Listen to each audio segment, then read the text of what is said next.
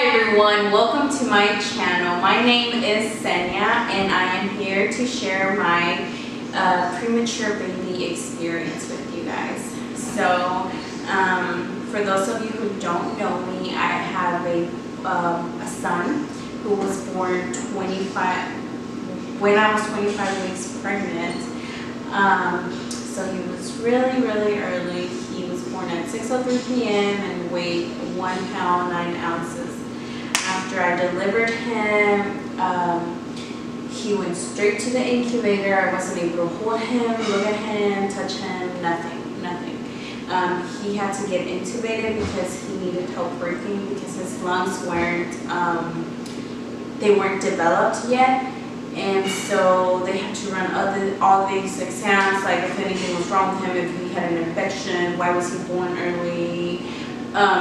So they took him away from me, and I wasn't able to see him until 10 p.m. that night.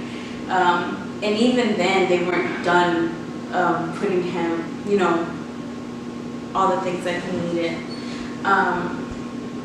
It was really hard because I wasn't able to take him home with me right after.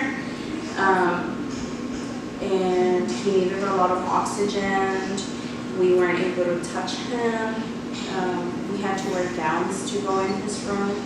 We had to be super quiet. It was just a different experience.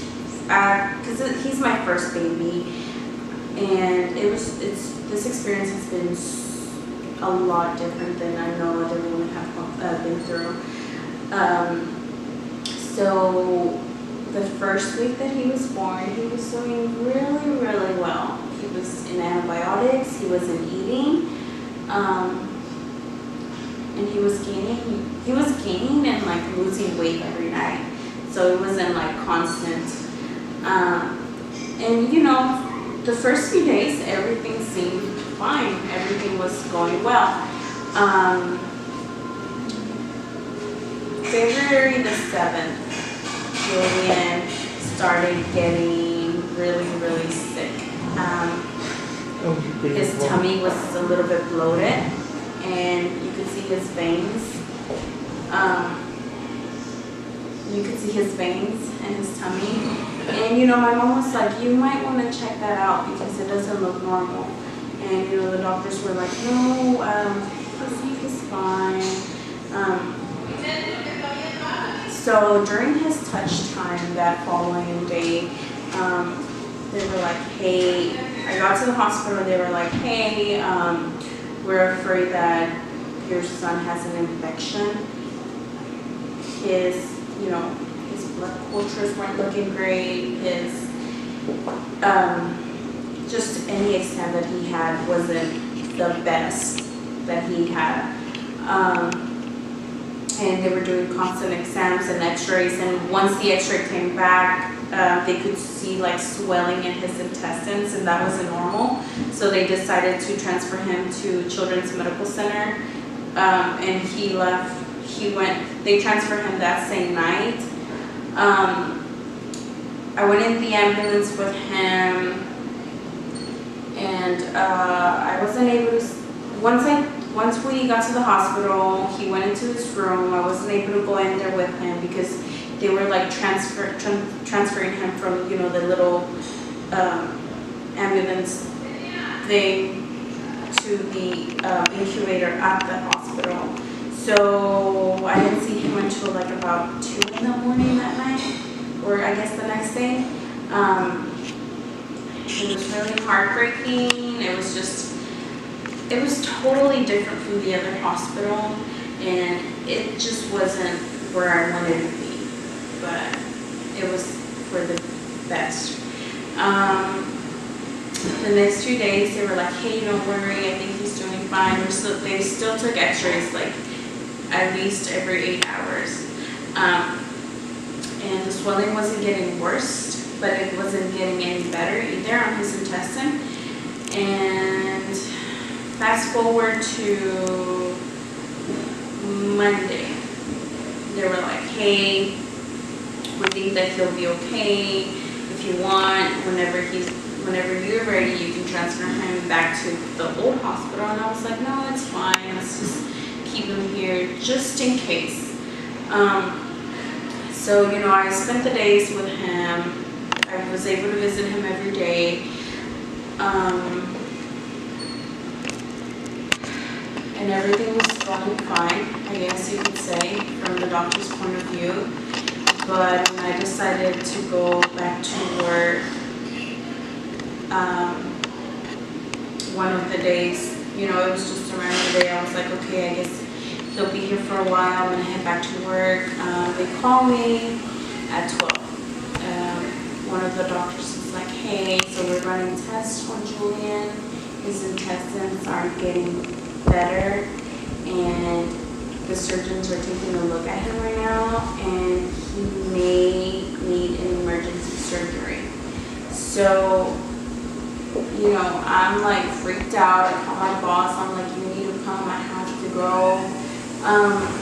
And I go back to the hospital, and automatically they make me sign papers, and they're going through everything. Apparently he has a neck is necrotizing enterocolitis. It's an infection that is common in preemie babies. Not all of them get it, but some of them do. And unfortunately, Julian was one of those babies. And they took him to the OR maybe like 30 minutes after I got there, and I was able to go down there with him. He looked fine to me, but inside he was hurting. He was in pain. So the surgery itself took about 45 minutes. After that, the surgeon came out. He said the surgery went well. He does eventually have to get another surgery, and he won't be able to eat until his guts rest and he's doing better. So it took a while for us to see him again after the surgery, because you know, they were making sure everything was okay. First of all, he was still under an anesthesia. So eventually, when I was able to see him, I went back there, and he was intubated still. He wasn't moving. He wasn't being himself. He was under anesthesia. He was just a different person. He did have an ostomy bag, so he will have that until the next surgery. He will be pooping out of his baggie because they're letting his gut rest and his intestine is down. And they're just basically, you know, making sure that the infection isn't there anymore, or that it will be completely gone. So yeah, and just like the other hospital, we have to wear gowns in there, gloves. We have to cover our face with a mask. He's still in an incubator. And then on February the 20th, that was a few days after his surgery, he was doing so good. So he was intubated, and that day he got switched to a bubble CPAP.